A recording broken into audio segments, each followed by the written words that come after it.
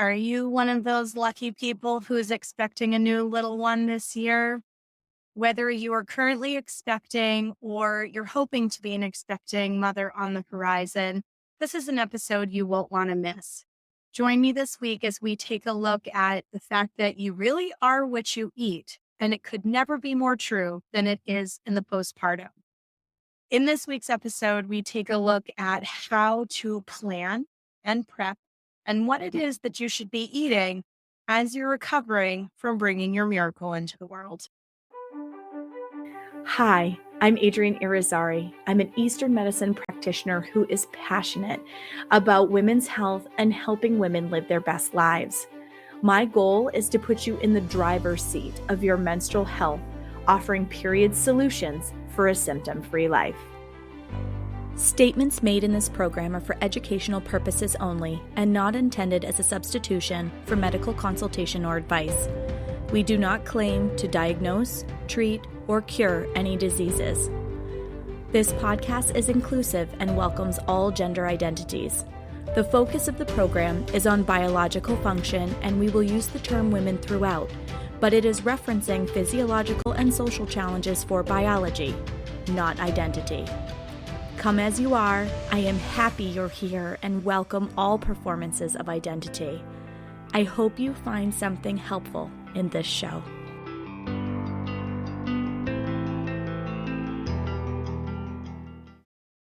Welcome back to another episode of the Reproductive Rebel podcast. I am in the later stages of my pregnancy, and so I thought that it would be a fitting time to talk about postpartum, since a lot of these topics seem to be lining up with where I am in my life right now.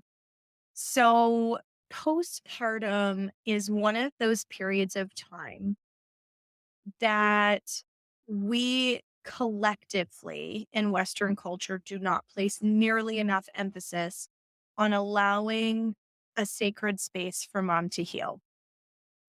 And I want to highlight how important what it is that you eat can truly be in this healing process.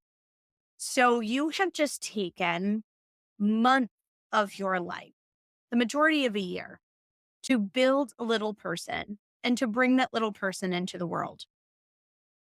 You are at the most chi and blood deficient point you will ever be at in your life after you have done this task. Because think about it. You have taken of all of the fabric of your body, everything you had on board prior to conception, everything you've been putting in your body since conception.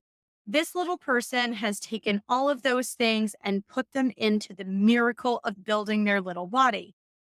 If you don't have enough of certain things in your body on board at the time that you get pregnant, your baby's going to steal them from other parts of your body because your body prioritizes building this little person.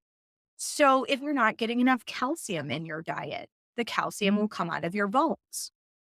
This whole concept of pregnancy brain or mom brain, it's real because if there aren't enough certain fats in your body, your baby is going to take them from your brain in order to be able to sustain its growth and function optimally.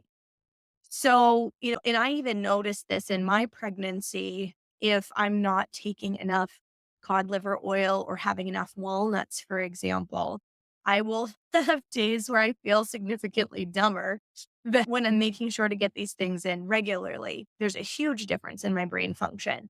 I can physically feel and see the difference when I am essentially making sure that there are no nutrient gaps in what it is that I'm getting. So this is while I am pregnant.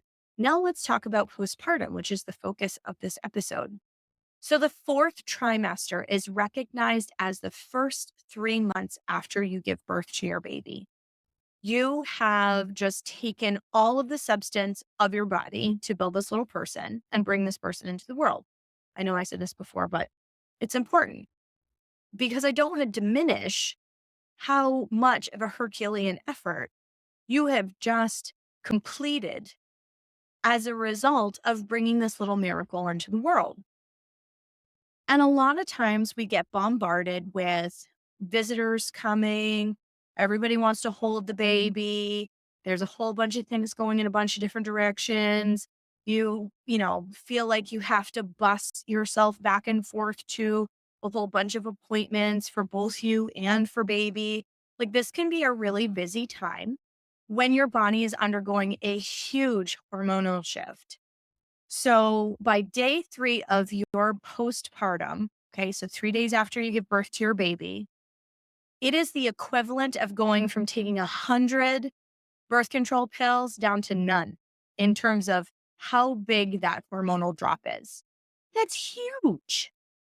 Okay. And your milk is starting to come online. You're trying to bond with your baby. You're exhausted. You're sleep deprived. Okay. And in order to be able to make milk, if you intend to breastfeed, or you are just simply looking to properly recover, what you eat is critically important. And I can't emphasize that enough because what typically happens when we don't have enough support and we don't have enough help, we get really overwhelmed by needing to put food into our own mouth. And what we do is usually crap because it's quick. We can eat it with one hand. It's easy and it's the only thing that you can grab, right? So I want to take this episode and really emphasize how important it is to meal prep and make sure that you have certain kinds of foods on hand before you deliver. Okay. One critical foundational piece that every woman should have in their freezer and on hand ready to go is bone broth because it has such a dense nutrient profile that will help you to begin the rebuilding process as soon as you give birth. It will set you up for success with breastfeeding. It is quick and easy. You can just warm up a cup and drink it that way. You can have it as a base in a soup. So if you want to meal prep soups ahead of time, I would highly, highly recommend it. And I'll talk more about why in just a second. But bone broth is a foundational piece of what should be in every postpartum woman's refrigerator and their experience once they've given birth. It is really important to keep your foods easy to digest. Why?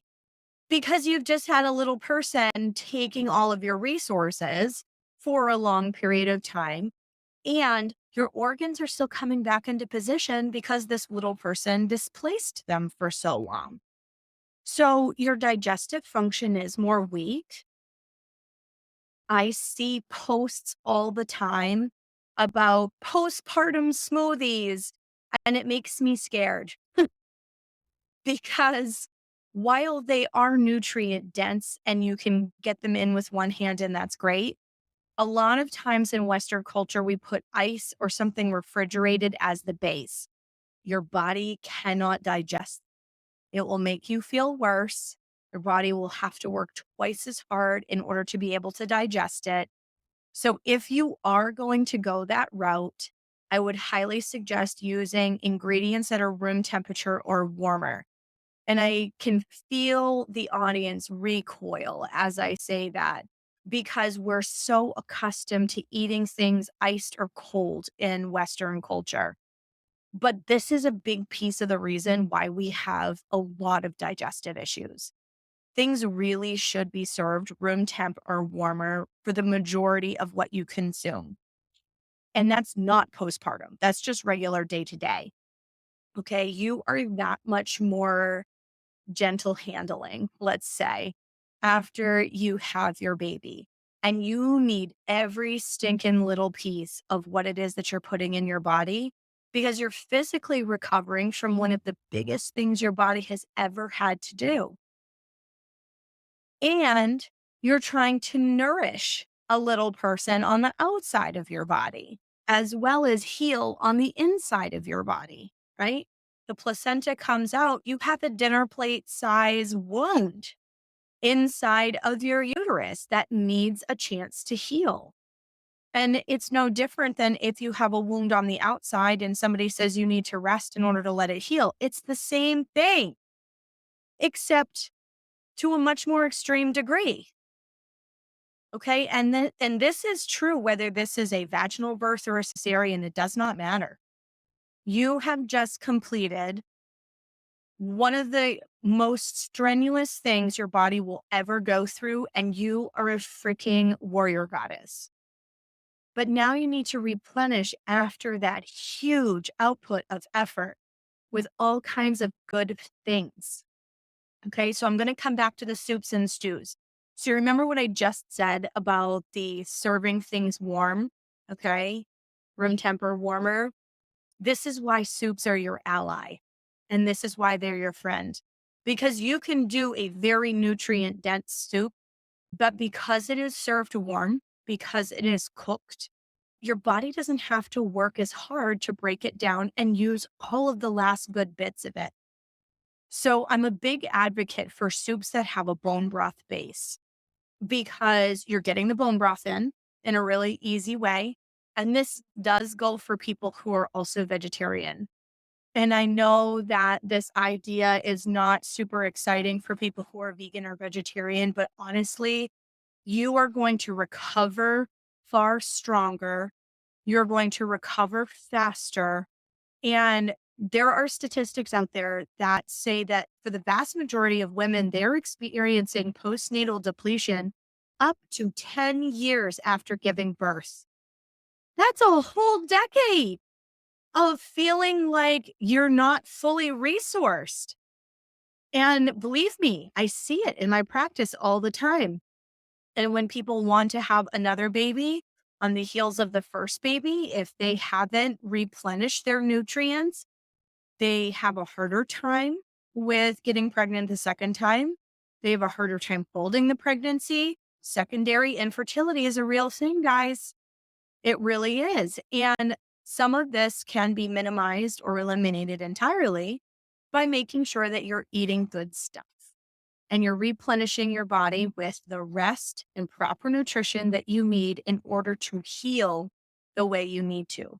And I understand as I'm saying this that there's probably a lot of people out there going, that sounds nice, Adrian. I don't have any help. Okay. This is why I had a postpartum doula on earlier this season. So if you have not listened to that episode with Doula Darcy, please go check it out. We talk about what it is that a postpartum doula does. And in our culture, we tend to spend more money on the shower and all kinds of cute little baby clothes. And believe me, I love the little cute baby clothes because there's nothing that makes me feel more excited than doing a load of these cute little baby clothes in preparation for my son to show up. But the baby gets all of the focus and attention, and we sorely miss the opportunity to hold mom. And believe me, mom needs to be held. Postpartum doulas are literally the angels among us because not everybody is near their family. Not everybody has a relationship with their family where they feel like they can ask family to come help take care of them. Some of us have created our family in the location that we're in or in the environment that we've chosen for ourselves. And we have the next closest thing to a blood relative in really close friends. But not everyone has that kind of support network. And I recognize that. And I also recognize that this topic can be kind of trickery for people because of their feelings around what they do or do not have for support from their family bonds, right? And I'm not downplaying that. What I am saying is that there is a way to create a village for yourself, and it is critically important to do so because help is not help unless it is help. Good meaning, well intentioned family members can show up and be an absolute hindrance and not a help. And you still find yourself doing laundry and cleaning clothes and cooking meals. You shouldn't be doing that. None of that. Okay. That's what I'm saying in this episode. Meal prep. Here are some of the things that you need ahead of time, because then it's a matter of having things in the freezer that you can warm up and still get the nutrition that you need without all of the effort. Okay.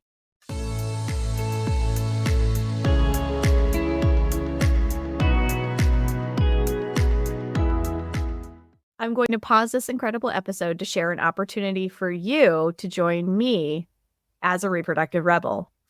As you know, I'm a holistic women's health practitioner who practices with a focus in East Asian medicine. I truly am one of a kind in the way that I practice, and that is a part of what makes me a rebel. I am here to disrupt a healthcare model for women and provide natural and effective solutions for all phases in a woman's life. Do you feel called to make a difference in women's health? Whether you are already a practitioner working in this space, wishing to add to your toolkit, or you are just a passionate rebel with a calling to make a difference for others, as I was at the start of my career in this field, the Holistic Women's Health Practitioner Program is open for enrollment. I am looking for passionate, committed, and heart centered people who desire to make a difference in the women's health space and desire to make it a place where women feel seen and heard, where their needs and concerns aren't gaslit, but really taken seriously and met with compassion and education to help them reach their goals. Does this sound like you? If so, please check out the program link in the show notes and schedule a one-on-one talk with me or join a free information session. Or if you know that without a doubt this is where you want to go, enroll and get started today. Together, we will make a difference for the future of women's healthcare. I can't wait for you to join me. I have never met anyone as charismatic and downright passionate about women's health as Adrienne Irizarry is. Not only is it just a delight to be in her presence as a friend, but as a student, her passion for her work, it comes through so prominently, and it helps ignite the excitement that lives inside of me as her student. We literally laugh, we cry, we share, we support. The knowledge is endless, and the infinite capacity of her being for this work and teaching and mentoring is just astounding. It's so beautiful. I can't think of a better instructor to be working with this topic. We are powerful. Women hold the most beautiful power within their beings. And Adrienne is the perfect example of she.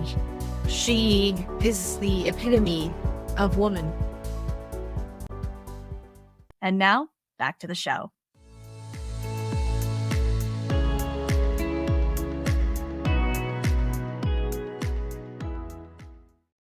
So, yes, it's important to surround yourself with a community that can support you. I probably should do just an entire episode on that in and of itself. And I know I've talked about postpartum quite a bit over the course of this year.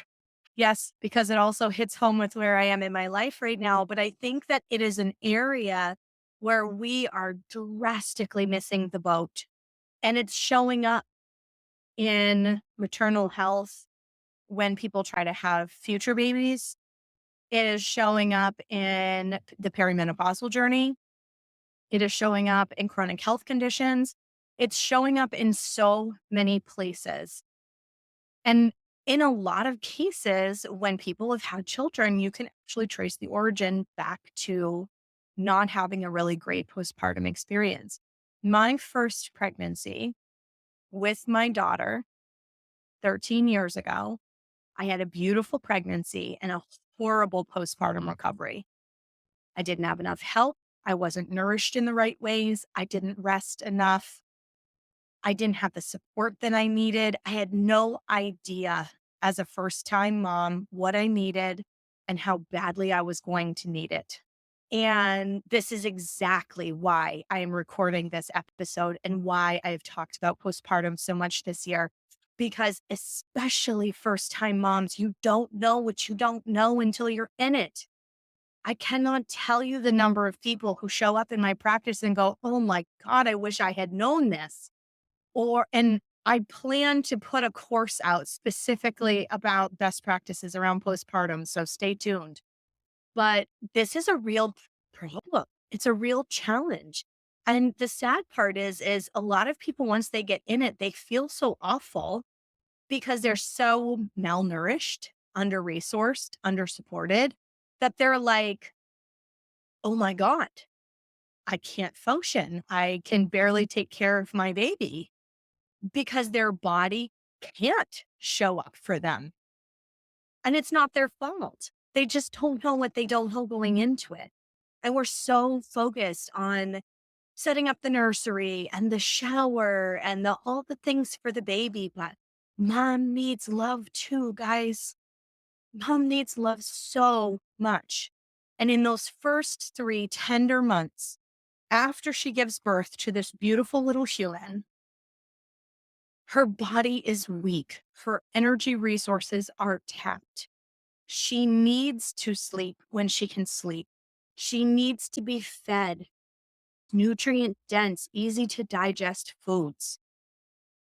This looks like bone broth based soups, goji berries, help her to rebuild and hold on to her yin, red dates. If you can work with an herbalist, herbalists have all kinds of tricks of the trade. I mean, Western herbalism has a huge materia medica specifically for women's health because that's a lot of its origin story. So reach out to an herbalist ahead of time and be like, what is it that I need in these first 3 months postpartum to really set a solid foundation for my healing? It is completely normal for your hormones to not be normal for the first 2 years of your baby's life. That's a long time. It took less time to grow the baby. So this is why I'm saying it is so critically important to look at what you're eating. Warm, nutrient-dense foods. Hydrate, hydrate, hydrate. The electrolytes that you were taking during your pregnancy are still important in the postpartum. Rest. That is a form of nourishment. That whole old saying, sleep when the baby sleeps, sometimes that's not possible, but you really need to negotiate with your partner how you both can sleep. The moms that have really heeded everything that I have told them in their labor preparation and postpartum process have figured out a schedule with their partner because their partner's working, but their body's healing. And when they're able to figure out how both people are going to get some sleep, everybody recovers better. Mom heals better, mom heals quicker. We have this whole culture of like getting back into your pre-pregnancy genes, right? I see things in Facebook forums all the time where moms are, starting workout routines because their doctor cleared them at 6 weeks. Come on. For some people, especially if you're not doing labor preparation and postpartum work with somebody who's a holistic women's health practitioner like myself, and you're not steaming and you're not getting certain herbals in your life and don't have certain kinds of support, you could still be bleeding at 6 weeks. Like, you don't want to be, but you could be. Like, there are so many things that are flawed with our system. They should be sending us for pelvic floor physical therapy right after we have these babies. 6 weeks does not mean that you are ready for exercise and working like you've never had a baby. We don't even separate puppies. By law, we don't even separate puppies from their mothers before 8 weeks. Like 6 weeks and you can go back to work and you're cleared and whatever. It's bullshit. It's absolute bullshit. Your body needs longer than. So when people try to jump on that exercise bandwagon, you're now further depleting yourself. You're using more energy than your body has on board. Because remember, you're just coming out of the most energy deficient part of your entire life because you just spend all this time building a small human. There's often a caloric deficit because they're going, oh, I have to get back into my pre pregnancy genes. I have to lose the weight. We cannot in the postpartum think that way. We can't. Just like you were focused on nourishing your body when your baby is inside of your body, that same kind of intent and focus has to happen when this baby is outside of your body too. Nora tea, which is nettles, oat straw, red raspberry leaf, and alfalfa leaf. Nora tea is great in the third trimester to prepare for labor because it helps make sure that you're not iron deficient. Red raspberry leaf is a uterine chi tonic, all these kinds of things. Drink it when you're in the postpartum also. It's going to help put back into your body the good things that you need in there. It's served hot. It's going to help your body to recover. Your uterus is huge and it has to shrink back down to size and get itself back down inside the pelvic bowl. It needs energy and resources. So these are just a few quick and easy things, but I would highly recommend making sure you have Nora tea on hand. If you're not already taking it in the third trimester, I would start and make sure that you take it into the postpartum. Meal prep, meal prep, meal prep. This is one place where people get really overwhelmed at the very end and they don't have enough time, or they run out of time, or they feel like they're running out of time. The more things that you can prep ahead, and I would say do something easy. Put it in a crock pot. This doesn't have to be a stand at the stove while your ankles are swelling in the middle of summer kind of thing. It doesn't have to be like that. So you will put it in a crock pot. And then when it's all done in the crock pot, just put it into some glass containers and put it straight into your freezer. Easy. It's done. Food prepped, all set, right? Do one a week. That's it. Just one. One meal in a crock pot. Freeze it, put it in the freezer. That could get you through the first 8 weeks, first 12 weeks, depending on how far ahead you start. So it doesn't have to be a super labor intensive process. It doesn't. But like a chicken and rice soup with goji berries with a bone broth base, man, that is a winning combination for a postpartum recovery soup. There are some really great resources out there. Kestrel Gates has an excellent book about it. It's called Build Your Nest. There is a book called Ancient Kitchen Modern Wisdom that has some really great postpartum recipes in it. I'm not affiliated with any of these folks. These are just references that I have found have been immensely beneficial. And I use them in my practice. I recommend them to people in my practice all the time because this comes up a lot. What do I make? How do I make it? You know, soup. I know some of you don't like soup, but it's one of the best things that you can feed yourself. But like even curries, things that are brothy and easy to digest. I wouldn't go with the beans because beans can be hard on people's digestive tract, even when they are functioning optimally. Okay. So think about what is it that you eat when you've had a stomach bug and your tummy is delicate, but make sure that it is really rich in all of your minerals and nutrients. Keep taking beef liver, keep taking cod liver oil, keep taking magnesium, keep taking your whole food prenatal. These are going to help you to heal and to make sure that if you choose to breastfeed, you have what you need on board to breastfeed and to heal. Because your bleed really shouldn't be returning before 9 months postpartum. It really shouldn't. And if it does, it is going to make that rebuilding process harder. So, mindfulness around you literally are what you eat. Make sure you're eating regularly. This is another reason why the frozen meals ahead are great. There are going to be times where you're nap trapped and your baby is sleeping and you are starving, and you can put a soup in a cup and literally drink it for the most part. So you don't need to worry about things that you have to eat with two hands. The more creative you can get around easy to digest, served warm, and thinking about what you can eat with one hand, you're going to be able to properly nourish yourself, because eating is super important. And just like showering, eating can be one of the things that mom forgets to do, or mom doesn't do a lot of, because she's so consumed, especially for a first time mom, so consumed with this learning process of what this little person needs.